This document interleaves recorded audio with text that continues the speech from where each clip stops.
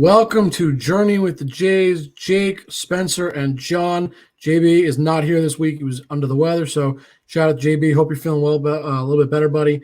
This week we got a lot going on. Spencer, what do you got going on in the NFL, man? I know a lot has happened. Yeah, Journey with the Jays on Real 1100 Radio. Thanks for listening, guys. JB, we miss you. I wanted to get started with our power rankings in the NFL. So how many weeks are we into this season? We're about 13 weeks in, right? Yep. So just craziness over the past few weeks. I think a lot of what we thought isn't exactly what it was. We saw a lot of great teams that have been kind of playing bad football recently. So let's start, guys, with our power rankings. And I'll go first with my five. And then we can kind of go each other and we can break it down. So I'll start. I have the Kansas City Chiefs at number 1, the Green Bay Packers at number 2. I believe they have 3 losses, but I still I love the Packers right now. I have at number 3 the Pittsburgh Steelers, fresh off their loss against the football team. I have the New Orleans Saints at number 4. And your 9-3 Buffalo Bills at number 5. Okay, not bad. So Jake, what do you have for me? Let's. I mean, you can break down mine before you give yours, but I'm curious. I say let's go. We'll go around the horn and then we'll get to that. So I agree with you on the number 1, Chiefs. Absolutely, that's wasn't really a question. That seemed like the no-brainer. I got number 2. I have the Saints actually at number 2. Packers are up there for me. They are my number 3. Steelers fall all the way down to number 4 for me after that loss to the football team. I'll explain why when we are done. And number 5 may come as a little bit of a shock. Tampa Bay Buccaneers. I contemplated putting the Bills, but I like the Bucs. So we can break that down. But I want to go to John first and hear what John's power rankings are. Yeah. So the Chiefs obviously have to be number 1. Then you have to go with the still Seattle Seahawks. Yeah, they lost an ugly game, but they kind of do go through these lulls in the middle of the season every year, where that's why Russell Wilson kind of loses the MVP. Doesn't even get votes. He goes through a stretch where in the middle of the season where he just disappears and team disappears. But they're still number 2. They're still a great team. They're getting healthy. The defense is playing better, which is really the important thing. They're going to win the division. As you saw, Arizona's falling apart, and the Rams are frauds. Number 3 is going to be the Saints. Drew Brees will be back very soon. He is actually progressing faster than they expected. So Drew Brees will be back probably by the time playoffs come. The Saints seem to be fine without him. And when the real games come, he'll be there, and they'll be right back to being 1 or 2 in the NFC. So Saints are number 3. There's a lot of good teams. You have to go with the Packers, number 4. The Packers are a really good team despite the run defense being atrocious. They still do have Mike Pettin, who's a really good defensive coordinator. And every team has their flaws, so I can't just knock the Packers because they're run defense. But they have Rodgers, and anytime you have Rodgers and Aaron Jones and Devontae Adams, you have a chance to win. So, and then number 5, I mean, there's so many teams out there that really could take the spot. It's really hard. I mean, I'm still going to have to probably go with the Titans for number 5. I know they've looked bad lately, but the Titans are a good team. And when the playoffs come, and they're going to make the playoffs, it's not a team you want to face. You don't want to tackle Derrick Henry in 15-degree weather 35 times a game or 30 times a game. Do you really want to get, run over by Derrick Henry that many times? In 15-degree weather? Probably not. And they're a run-first team, and A.J. Brown, that play action is really good. So the Titans have to be 5. I know it sounds crazy with how they've been playing, but kind of like the Seahawks, they go through these lulls, and then when they heat up, they're really, really scary because of Derrick Henry. Look at your I was going to say, I gotta ask.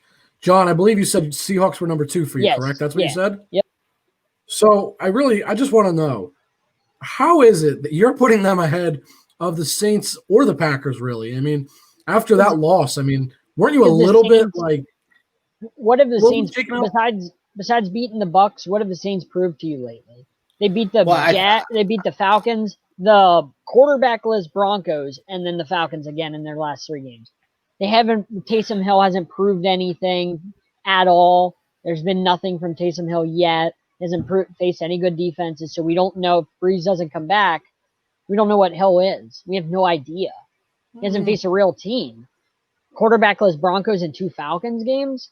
Come on, you can't have any confidence in a guy that had 0 touchdowns before he started playing football for them when Breeze got hurt. So it sounds, John, like you're blaming the Saints for the lack of a tough schedule, right? That makes sense. They haven't quite proven themselves quite yet. We need to see more from the Saints. We need to see more quality wins. Besides the Bucks, which is impressive, you really haven't proven too much. So I need to see a little more. John, let me ask So this. what about What did the Seahawks prove to you? Because they just lost to my Giants. What did that prove to you? The Giants are playing well. And like I said, the Seahawks go through these lulls every year where it's weird. This is why Russell Wilson never gets MVP. Why he never gets votes. It's because he falls off, and then you forget about him in the MVP race, and it's too late to catch up. And when they get to the playoffs, they're still dangerous. And look, the difference between, even if Breeze comes back, Breeze is basically done his career. His arm is diminishing, where Russell Wilson's still at the top of his game. He's still playing at the highest of highs. And that's the difference between those 2 teams. Russell Wilson is a better quarterback right now than Breeze is when Breeze is healthy. So, John, the Packers have had a really tough schedule. If you look at their schedule, their few losses came against the Buccaneers, the Vikings, and the Colts. Those are the 3 losses that the Packers have. They have beaten the likes of the Saints, the Texans, the Niners, the Eagles, the Bears. I mean, the Texans have been playing good football as of late. But my point is, I guess, how – and again, this is an opinion thing. You're entitled to your opinion. But how do you put a team that goes through these lulls and they're struggling over a Packers or over the Saints, who – and the Saints also have had a pretty strong schedule as well. Not as of late, but in the beginning. The Seahawks always have the Packers number in the playoffs, always. The Packers still cannot stop the run, which is really a big thing that they need to fix. I know the Seahawks defense isn't great, but the Seahawks can run the ball really well. And that if it's Packers against Seahawks and they got to worry about stopping the run, then you got to worry about also stopping DK Metcalf, Tyler Lockett, Russell Wilson. It's really hard for me to put them over the Seahawks. I just don't think they're as good of a team. And the Seahawks defense is starting to come around. They're giving them their credit. They're starting to come into form. And better coaching. I like Pete Carroll more than I like LaFleur.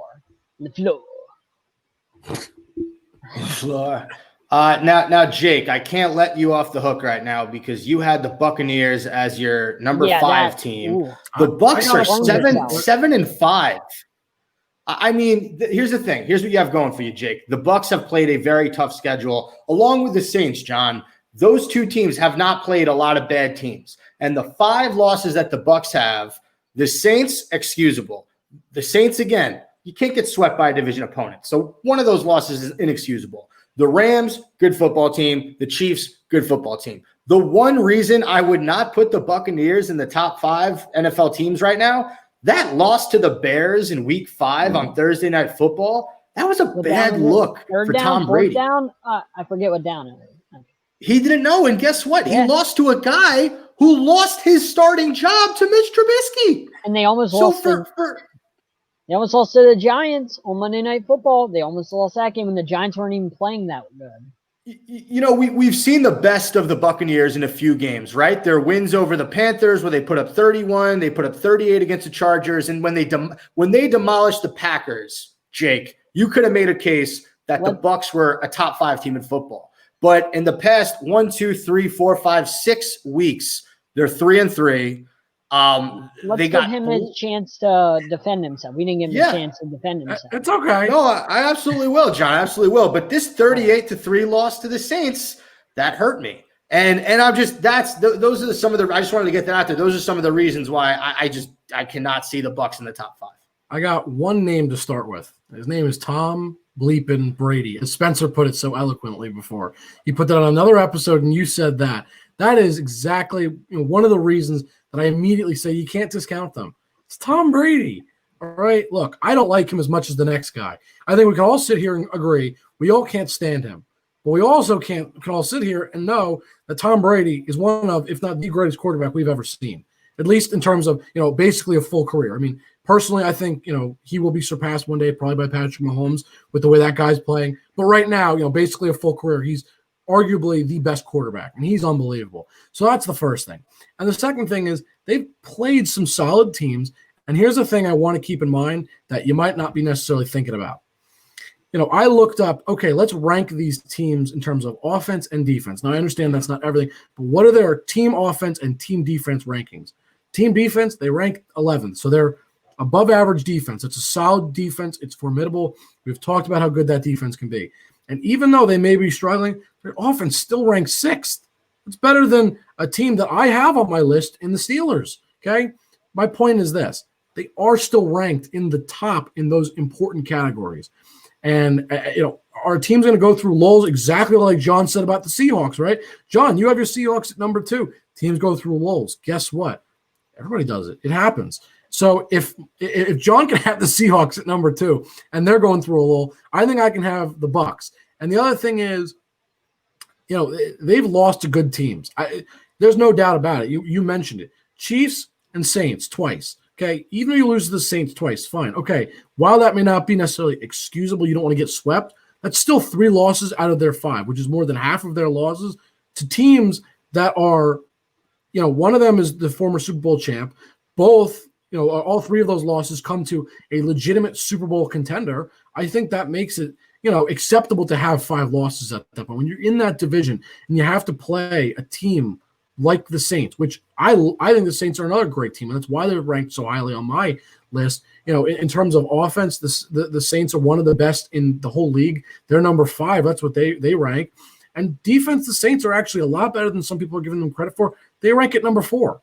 So to lose to a team that's top 5 in both of those categories, that's fine by me. And the Chiefs speak for themselves. I don't think I need to say much more about them. So 3 of their 5 losses come to some seriously some very credible teams. So I really see 2 losses on that schedule, and 2 losses. Seahawks had more than 2, have at least 2 bad losses. So there you go.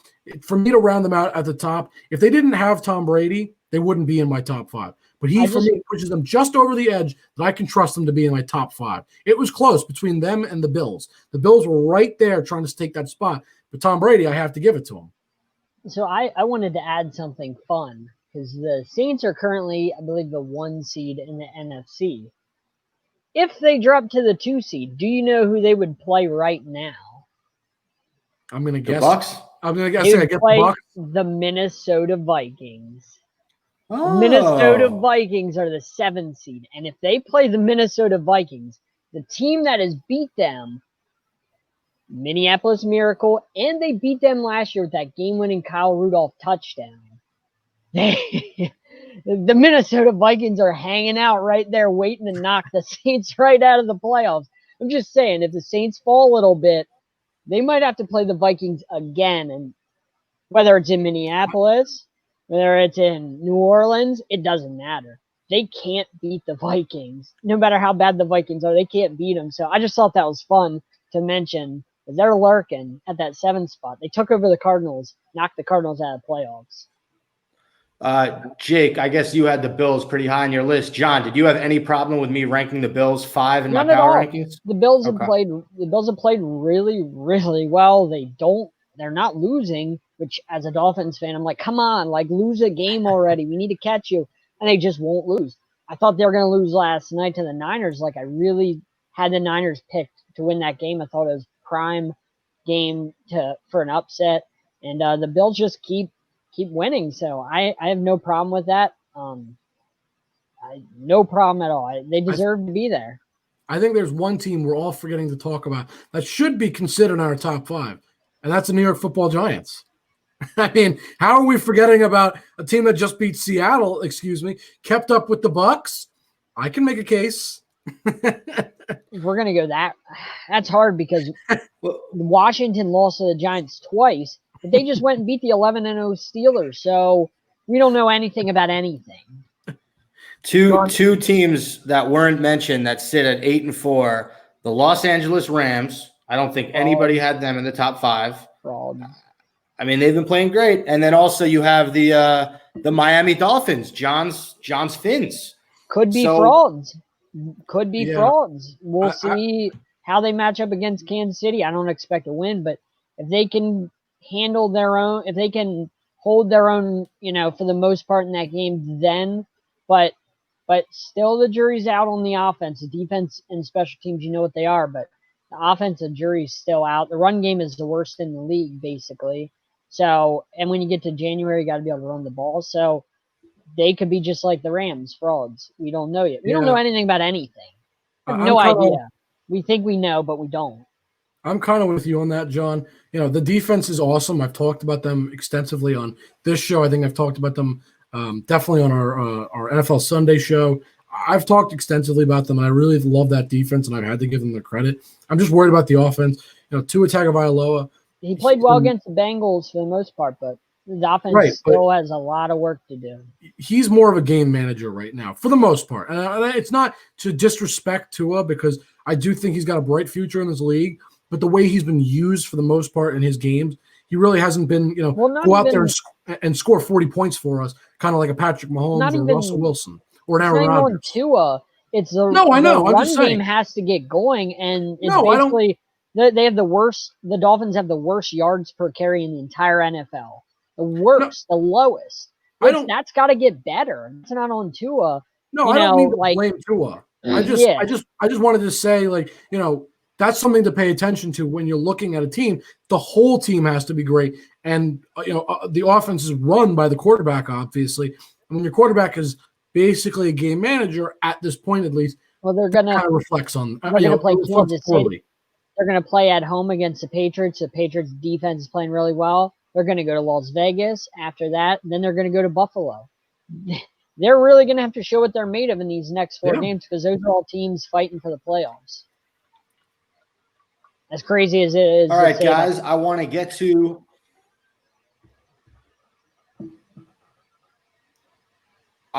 to our trending downward segment of the week. Who are we more disappointed in after losing this week? The Pittsburgh Steelers or the Seahawks?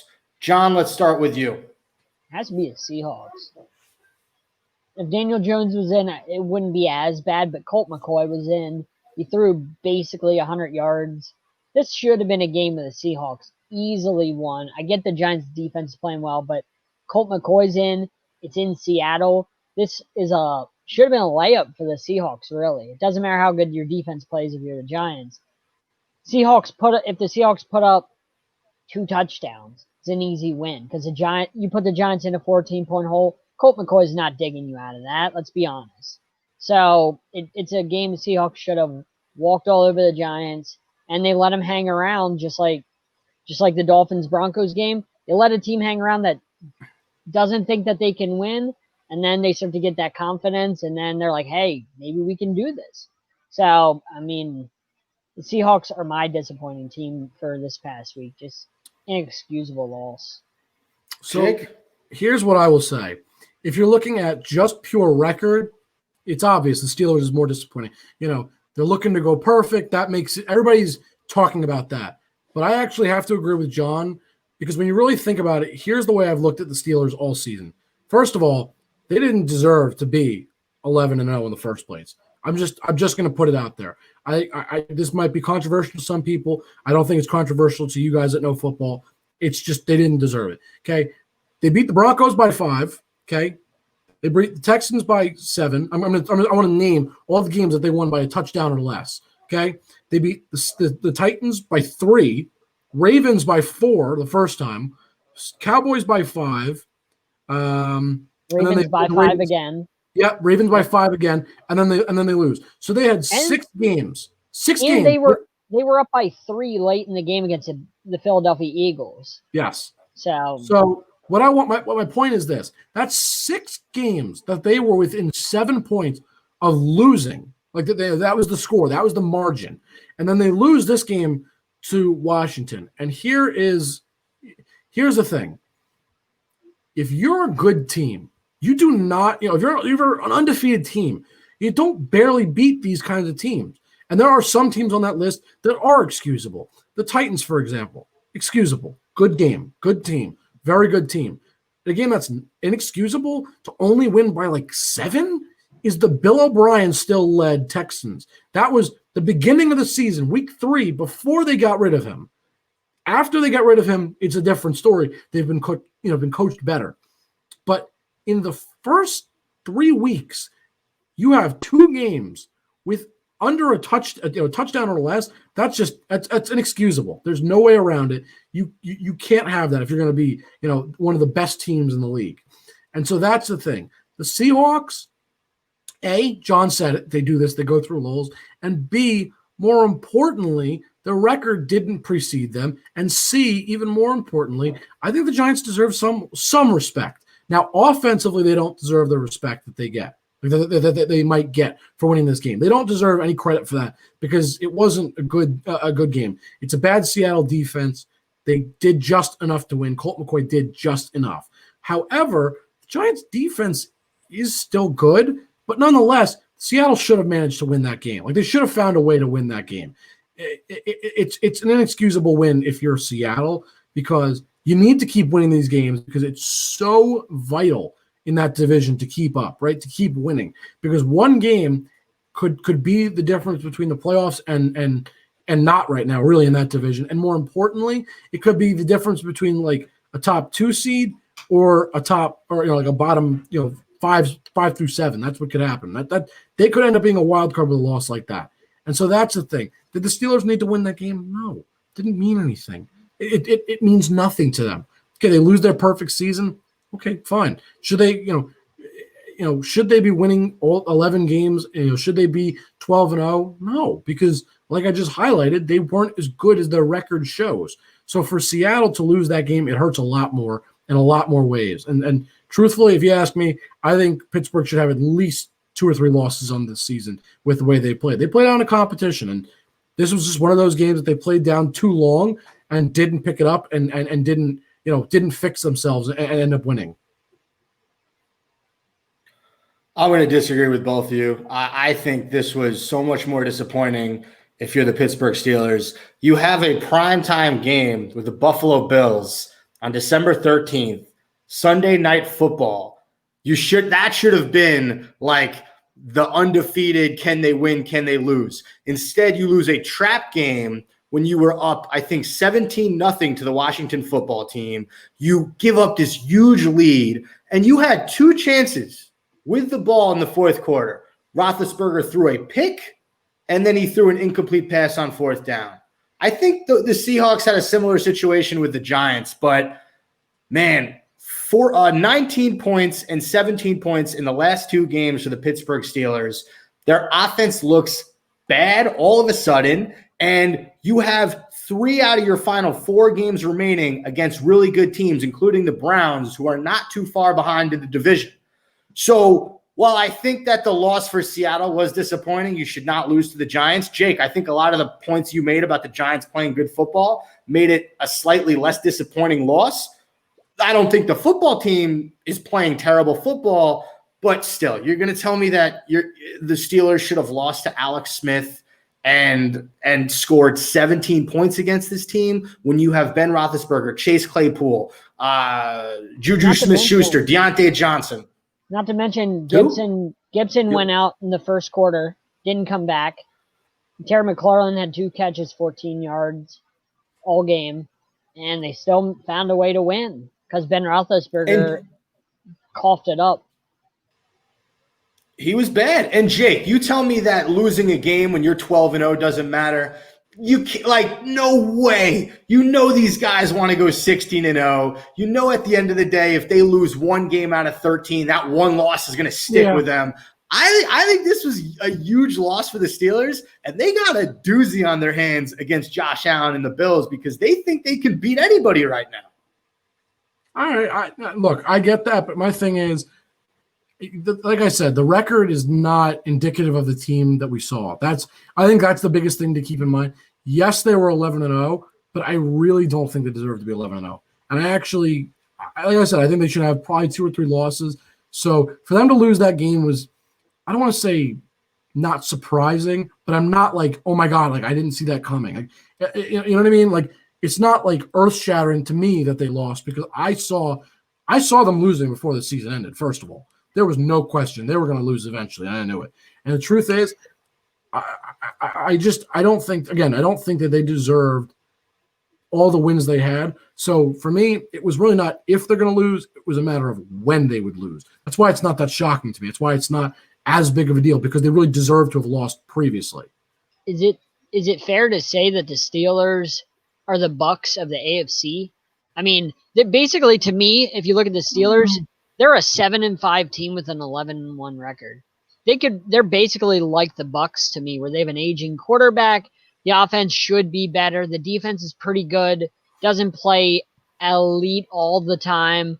They kind of remind me of the Bucks, but of the AFC. Like if they played a harder schedule, I feel like the Steelers and didn't have the best bounces, go their way in those close games. They could easily be sitting at 8-4, 7-5. That's just me, but the Bucks are who I thought of when I thought of what the Steelers actually are. With an 11-1 record, they're like an 8-4, maybe 7-5 team, I think.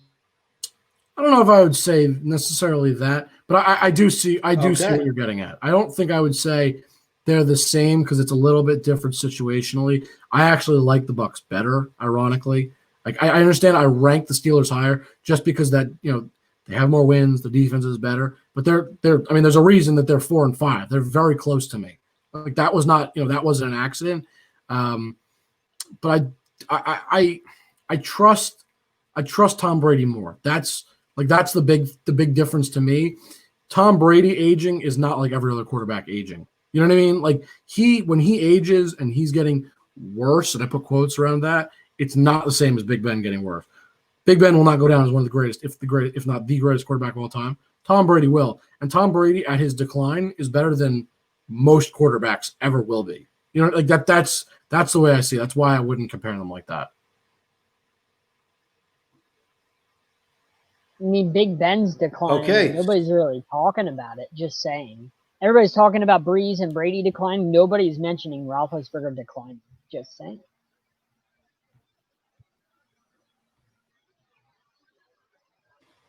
Spencer, you there? Okay. Yeah, I'm here. I'm sorry about that. With trending downward, we got to go to trending upward. And Jake, we got to talk about our New York Football Giants. This team is hot right now, man. Big win against Seattle. They've won a few games in a row. What has gone right for them these past few weeks? Yeah, I love the way they've played. There's 2 main things I think I'm looking at. First one is coaching. I think Joe Judge has not necessarily gotten the respect that he probably deserves, because he's on the Giants and everybody listens and hears the Giants name and think, oh, ha, ha, ha, very funny, laughing stock. They're in the NFC East. They're a terrible team, bad division, yada, yada, yada. The same story all over again, right? That's what a lot of people think. And I don't blame them. I get it because, the Giants have been a laughing stock for quite a few years. But I think Joe Judge is the coach of the future for the Giants. I think he really has done an incredible job with the talent he has. And his coaching staff in general has been awesome. Patrick Graham, great defensive coordinator. He's called some really good games. I've been deeply impressed. And the other thing is, to go along the lines of Patrick Graham, it's that defense. There's no denying it. I mean, they have got something going with Patrick Graham at the defensive coordinator. He's got something going. He's figured it out with the talent he's got. Because when you look at the talent he's got, he doesn't have the greatest talent. He's got Jabril Peppers. He's got Leonard Williams. He's got Logan Ryan, who's playing pretty good football. But, he doesn't have, he's got James Bradbury. He doesn't have superstar talent, though. Like, his whole lineup is not, like our Steelers or, a team with insane defense like that. They're good. They're, most of his players are okay. but he's really putting them on a super high level. And I think that's the biggest thing. He's gotten the most out of his players that he could possibly get out of them.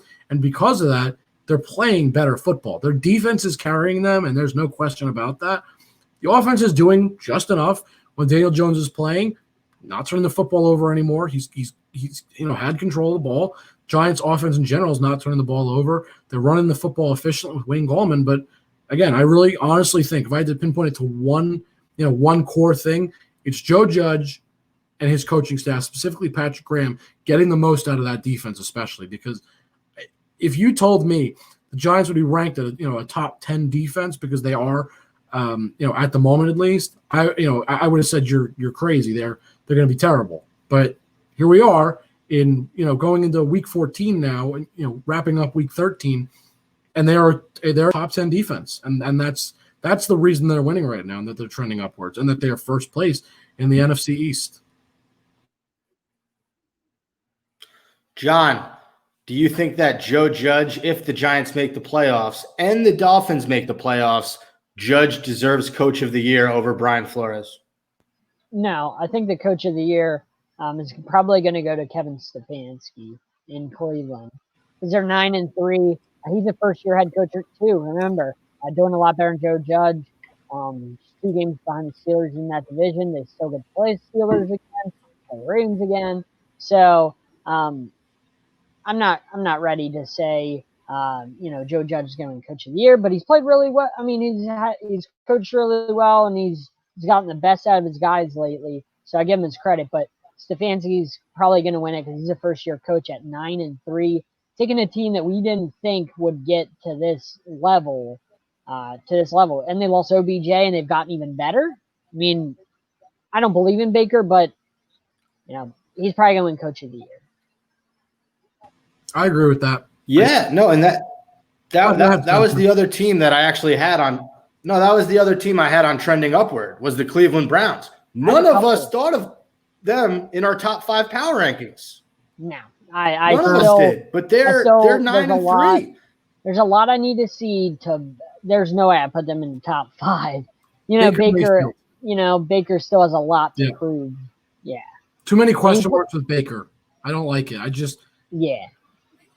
He's playing better, but we also had him. We had a stretch where it was like John, I believe you said it was like a month that he didn't throw a touchdown. I mean, 2 Sundays ago they barely beat the Jacksonville Jaguars. So let's not forget that. They're top 10 for me, no question. Like that's absolutely like no, I would because they're a playoff team and they are playing well. I still see them as fraudulent. They haven't proven that much to me. I mean, I know they beat the Titans, but still they got to go and beat the Ravens this coming Monday night. They have to beat the Baltimore Ravens and really make a statement in that game. At home on Monday night, it's their chance to show the world, hey, we're here for real. For me, I actually find it very I'm sorry, Jake. No, go ahead, go. I was going to say, I find it incredible when teams win despite shoddy quarterback play. And that's what we have with Baker Mayfield. We have shoddy, inconsistent quarterback play, yet the Browns have found ways to win 9 games. So for me, when I see that happening, I think, holy smokes, that team must be really good if the most important player on the team is playing average. Didn't we just say the same thing about the Steelers, and we said they're kind of wolf in sheep's clothing? Fraudy, shoddy, inconsistent quarterback play on the best position on the team, and they're 11-0. We're 11-0. We just knocked them. So, well, here's the one thing I want to ask John. It's hard, but I trust Roethlisberger more than I do Baker. I just want to ask this to John because you thought I was a little crazy for saying that the Browns are a top 10 team. Yes. So here's what I want to, I guess, ask you. We all can agree that the top 10 teams would be playoff teams, correct? Like we would pull our top 10 from any of the playoff teams. Like that's where they'd come from, correct? We can agree on that. That's okay. We agree on that, John. We would pull them from the playoffs teams. Yeah. So playoff teams are Saints and Chiefs. Those are 1 and 2 in terms of like top seeds. Steelers, Packers. That's 4 teams. We all agree. Saints, Chiefs, Packers, Steelers, all top 10 teams. Okay. Bills top 10 team. That's 5. Seahawks top 10 team, that's 6. Titans, top 10 team, 7. I don't think we have any disagreements yet, right? Those are all top 10. Then you're left with the only teams available left are Rams, Giants, Buccaneers, Vikings, Colts, Dolphins, Browns. Those are 6 teams. I can name one team that I think makes the top, makes the top outside of the other ones I'd already mentioned. The Buccaneers, absolutely. But then I put the Browns are in there. The Dolphins are, to me, better than the Browns. I have to put the Dolphins above. I have to put But even you put the Dolphins in. Are you putting the Colts or the Vikings ahead of the Browns? Really? I have to put the Colts because of their defense. Absolutely not. Their defense has been torched as of late. Their defense has been atrocious. That is an elite defense, and they have an elite offensive line. And anytime you have an elite offensive line and an elite defense, you have to. I mean, you have to put them above the Browns. Hold on, timeout. Did you really just sit here and say the Colts have an elite offense? Did I hear that right? Elite offensive line. Oh, okay. Yeah. Then I misheard because I was about to jump through my screen and lose my elite mind. Offensive line, which is big in the playoffs in the cold weather, in the trenches. That's a big thing. I don't know. I don't personally. I don't think I can put the Colts ahead of them. And if it's up to me, I already got easy: Saints, Chiefs, Packers, Steelers, Bills, Titans, Seahawks, Buccaneers, Dolphins, Browns. Done. I wouldn't put the Colts or the Vikings in my top 10. And that's why they're top 10 easily. Only because of those playoff teams, Colts and Vikings, I can't put ahead of them. And so they automatically become a top 10 team.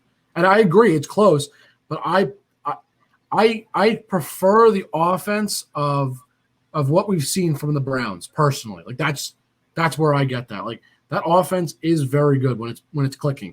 And the Colts offense, I don't trust Phillip Rivers for the life of me. I mean, we're talking about aging quarterbacks. How are we not talking about Phillip Rivers right now? Phillip Rivers he is playing well lately. I mean, he's been playing relatively well lately. I'll give him his credit. But teams trending upwards. I mean, I wanted to talk. All right, guys. What's that, Spencer? I was just gonna say we've gotten a little off topic. Yeah. We got a little bit of football left before we get to the other 3 sports. You're the leader. But really quick, JB's gone, so I figured I'd be that assistant coach who steps up and Raiders Jets. Before we stop talking about football, I want to talk Raiders Jets. The finish to that game. No time left. Derek Carr throws a game-winning touchdown to Henry Ruggs because Greg Williams sends an all-out blitz with 0 safety help.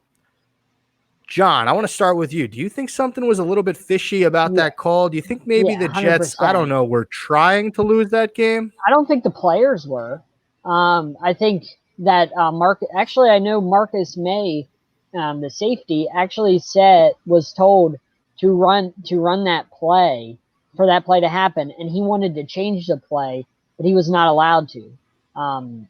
Greg Williams would not let him. He had to go. He apparently it was said that him and the entire defense knew that they were going to basically give up the touchdown if they did this, but they had to because they're not the coaches. They were just doing what they were told.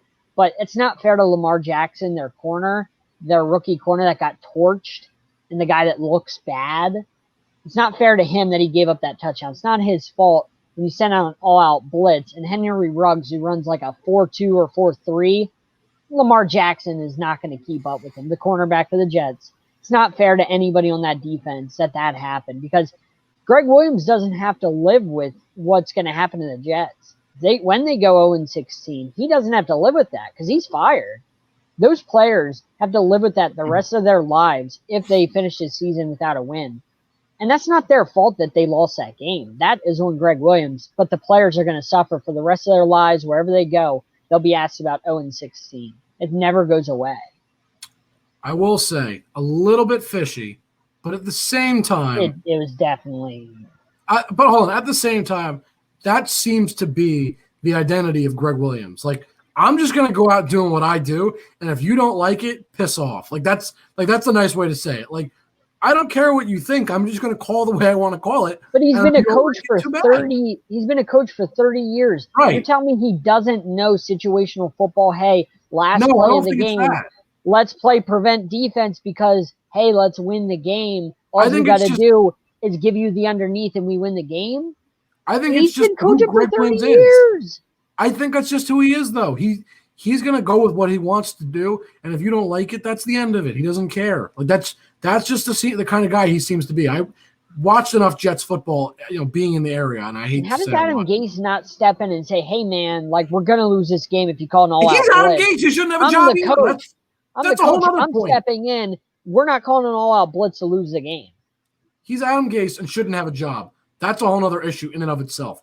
That's why he didn't step in, because he's a walking, talking joke, and he shouldn't have a job. Spenser looks like the. I said it. Walking, talking joke. I don't care how controversial, rude that may sound. That's what he is. He's a terrible coach. He should have been gone weeks ago. That's why.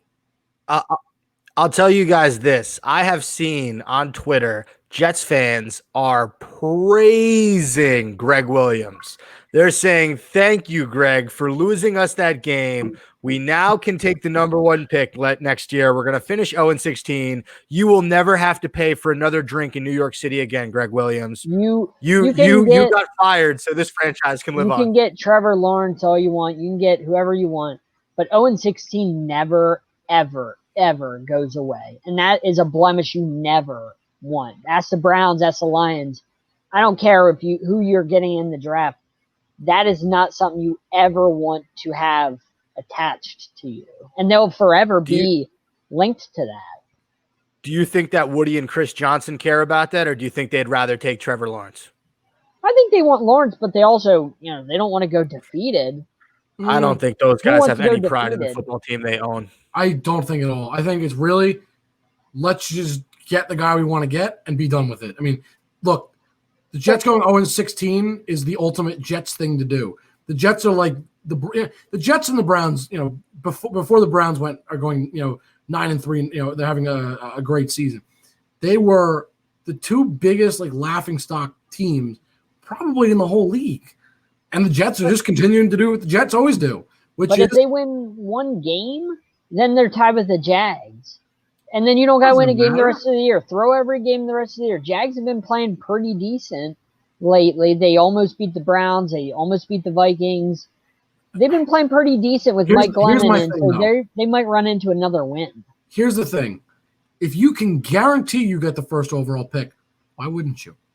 Why would you take the risk of winning and possibly having, somewhere down the line, another win pop up somehow, or the Jags just somehow get the first pick because of a tiebreaker situation? I don't know what they would do. I have no idea how that would work. But if you really want to lose that bad and you just get your 1 win out of the way, then go ahead and tank the rest of the games and make sure you don't win if that's what you want to do. What if A, the Jets pull off another win somehow, or B, even more importantly, with both teams with 1 win, the Jags somehow, for whatever reason, because I don't know what they would do with 2 1-win teams at that point. I don't know how they would decide. It goes by conference record.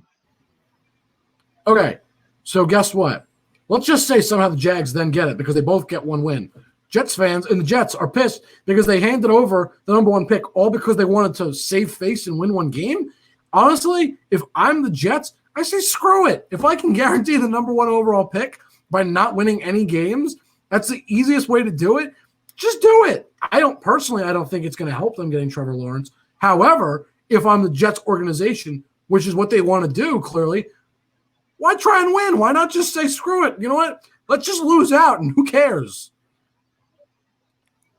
The players never think that way, but the fans think that way. The owner, the coaches definitely think that way. The ownership thinks that way. What John's saying is for the players to have to live with that. You're right, John. Sure. The guys on that was it the Detroit Lions that went 0-16? Yeah, Lions and Browns. Lions and Browns. And the Bucks went 0-14 in the Bucks went 0-14 in the 70s. Football is such a weird sport like that. It's the one sport that you can go winless, and sometimes it actually helps you. But exactly. I digress. Guys, we got to move on to some basketball news. We're going to start with James Harden watch. So he's staying, he's going. Steven Silas said he hadn't heard from him and he was still holding out. Now Harden has taken a COVID test, which is the first step in rejoining the Rockets. But in the same report, in the same ESPN article, I saw that he would be open to a trade with the 76ers and other contenders. Yep. So far, I know he wants to play for the Sixers. I know he wants to play for the Nets. I do not know he wants to play for the Houston Rockets. Jake, what do you think of this whole Harden situation, and where do you think James Harden ends up playing basketball this year? Honestly, this all reminds me of that stupid Le'Veon Bell situation. We've talked about this off air. This is just dumb. Holdouts don't work. He may eventually get to the place he wants to go, and I guess that's good. Like, I guess. But at the same time, it's not helping him in any way. You just look like a diva. You look like an idiot. And you're holding out for what? Because you don't want to play for the team that you want to, that you're on. If you don't want to be there, then just, you know what I mean? Like, retire. Just retire, because you're paid to play the game of basketball. My thing is, just go out and do it. You know what? Go out and prove your worth to everybody else. You might as well. Because if you love the game so much that these players claim to love, then it's not about money. It's about playing. It's about, it's not about where you play or who you play with. It's about getting out and playing. And so my thing is, just shut up and go play already, please. Just report to the team and end this stupid madness, because I just don't care. I don't care what you want. I really don't. You want to play basketball? Here's a team that wants you to play for them. Go play, and just go play and be done. It's definitely not about money, because he turned down a $50 million extension to play for the Rockets. Saying, like, it can't be about money. If it was about money, he has plenty. I just mean, like, that's what players generally do. Like, I'm just, you know what I mean? I'm speaking as a general whole. Players hold out for money. They don't like where they're playing. If you love the game as much as you claim to love it, just go play. Everything will work itself out. Just go play. But it's that simple. What do you think? Hasn't James Harden? You said prove yourself. You said give yourself to the team. He has. James Harden's given everything to Houston. Everything. You're right. Much like Russell Westbrook when he was with trying to help him. They're in a rebuild. They're literally going. They're in a rebuild. They're just trying for John Wall. How is John Wall a rebuild? John Wall played basketball in over 2 years. We don't even know what John Wall is. Yeah, the last time John Wall hasn't played since what? But how is that a rebuild move? 2017? They got a first round pick, Jake. So it was Westbrook was the more covered guy. No, but if you're you haven't seen John Wall play basketball since you were in high school. Yeah. So hold on. If you're going to trade Russell Westbrook, get multiple picks. Like, if you're in such a rebuild, get a bunch of picks, get a haul. The reason nobody wanted to take Westbrook either. John, I'm sorry. The reason what? It's not nobody wanted Westbrook. Nobody wanted Westbrook's contract. That's why it was so hard for the Wizards to move John Wall. It's not because John Wall doesn't still have gas in the tank. It's that contract is such an albatross that nobody wanted to take it. So basically, the reason that the Wizards gave up 2 first-round picks and John Wall in order to get Russell Westbrook was because they're giving the Rockets that contract. The Rockets were going to eat that contract. That's why these things happen. Is it's more about the money at that point. Anyway, they're in a rebuild. I mean, you trade for 2 first-round picks. Russell Westbrook probably is in a better position to help you win right now than John Wall, because we don't know what Wall is. He hasn't played in years. He just cried his way. We talk about divas. John Wall just cried his way out of DC. I don't condemn that. So I don't condemn that. James Harden's given everything to Houston. He's tried his hardest to try and win them a championship. All he's saying is, hey, I thank you guys for the time here, but I want to go win a title. That's all I want in my career. I have the money, I have the fame, I have everything, but I don't have a title. I just want to go win one. And you got me for 2 more years in a rebuild. By the time you're done with my 2 years, am I going to have enough to help win a team a title? Probably not. I hate to Molly Karam this, guys, but I want to know quickly from both of you, who do you think James Harden plays for this year? John? Probably, I'm going to say the Sixers, because he had mentioned the Sixers. I think the Nets would make the most sense. but it doesn't seem like that's going to happen. It seems like that's less and less a thing by the day. But the Sixers, now that they're kind of floating around and they have some pieces that you could offer back, you could offer a young Ben Simmons if the Rockets are looking to rebuild, pair him with John Wall. If you're rebuilding, you could try and offer something like that and see what the Rockets think of it. I think the Sixers right now make the most sense. Other than that, there's really not a lot of teams that are going to take on that contract and a guy that has a lot of mileage. I would honestly say it's either Houston or he's sitting out, at least to start the season. Like, I could see a mid-season trade, absolutely. But we want to talk about, like, where is he going to start? Where is he going to play, like, beginning? I really think it's going to have to be Houston because I'm not sure that trades are going to happen right now. Like, I haven't seen anything. The Nets are not materializing, obviously, and I'm not sure if the Sixers are, you mentioned Ben Simmons. Are they going to want to get rid of Ben Simmons? That is a young guy, part of their core. Maybe they would rather keep him than get Harden. I would understand that move because while Harden is great, they may want to say, let's keep with this young core that we have. Let's keep our guys, and I can understand that. So for me, I'm thinking Harden at the very least starts in Houston. It doesn't mean he won't get traded mid-season or anything. I don't, that could, mid-season anything can happen because that's where you kind of see teams starting to shape up or shape out. They're getting good or bad, whatever. That could really become an influence later on. But for now, I actually think James Harden's staying in Houston just to start, or he's going to sit out. It's going to be one of those two things. I agree with you, Jake. I think he's going to get traded to a Los Angeles team. Which one? I'm not sure yet, but the Clippers and the Lakers are two teams with a ton of assets. And if James Harden wanted to go play in Brooklyn with Kevin Durant and Kyrie, I'm sure he would not mind playing with LeBron James or Kawhi Leonard. I think he's tired Anthony Davis. Don't forget him. Anthony Davis. I will not forget him. Yeah. I think he's tired of carrying the Houston Rockets on his back. As John said, he's given that city and team everything. What did he get for it? They fired the head coach. They're in a rebuilding mode. They bring in a guy in John Wall who, he's probably still good, but how good, nobody really knows. I think he's going to get his way out of there. All right, so I guess I'm done with basketball. I mean, there's a few other things, but we can get to it later if we have time. John, do we have anything going on in baseball? No, baseball is kind of silent right now, so there's not a whole lot going on. But in about 68 days, I think it is, pitchers and catchers report to camp, so that's not that far away. That's such a baseball guy thing, like pitchers and catchers. All right, like the two guys are throwing a baseball with each other. I do that with my brother in the backyard. Pitchers and catchers report. I love when the rookies report. I would love to go down to like Sarasota and get to watch them pitch and everything. I would love to watch the training camp. That'd be great. You baseball fanatics disgust me. I'm a baseball purist. Jake, do you have any NHL stuff? I'm with John. First of all, I am very excited about that. I'm a huge Yankees fan. I can't wait. The smell of the grass, the smell of the John, I can't disagree. Cut grass. Just walking out on a baseball field and just seeing the beautifully cut out field. How can you not love that? Just picking up the dirt, a little bit of it in your fingers. How can you not love that?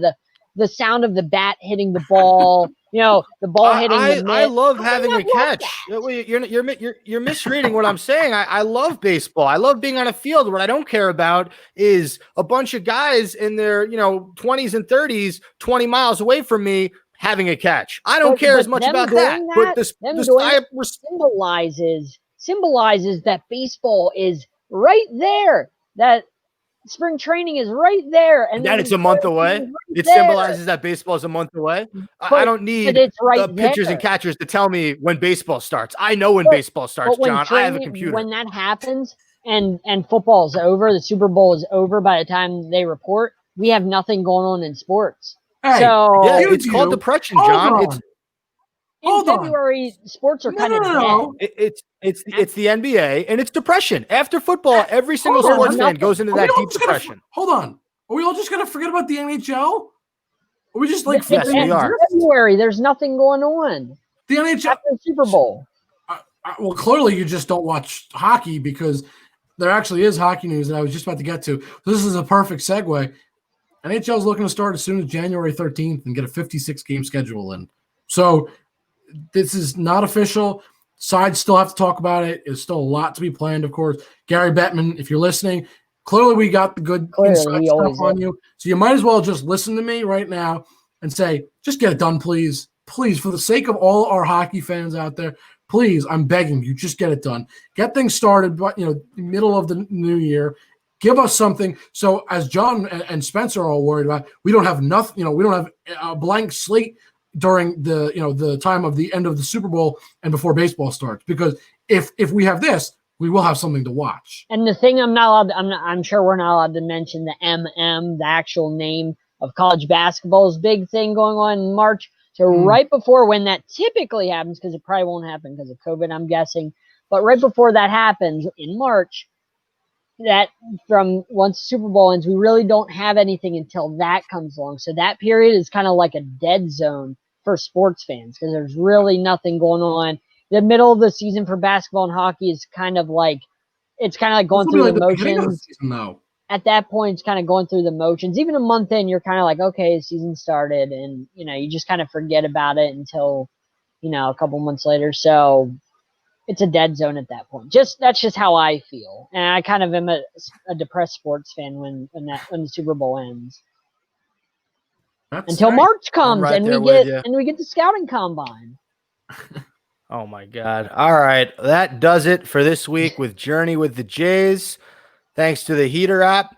Also, you can catch us on Thursdays, obviously 6 o'clock p.m. to 7 p.m. And on Sundays, check out our NFL Sunday show, 12 to 12:30 p.m. Jake, who am I thanking for our music? Mark Berry at AMG Records. Always a pleasure to use his music. We always appreciate the music he lets us use for our intro and our outro. All right. We appreciate it, Mark. JB, get better soon. Spencer, you can follow me at Mr. Saw42. John? BlueHawks13 on Twitter. You can find me at Jake_Malik on Twitter. And of course, you can find you can find our Twitter at Journey with the 3 if you want to check us out. And my thing was also on Twitter. Thanks for listening, guys. Tune in next week.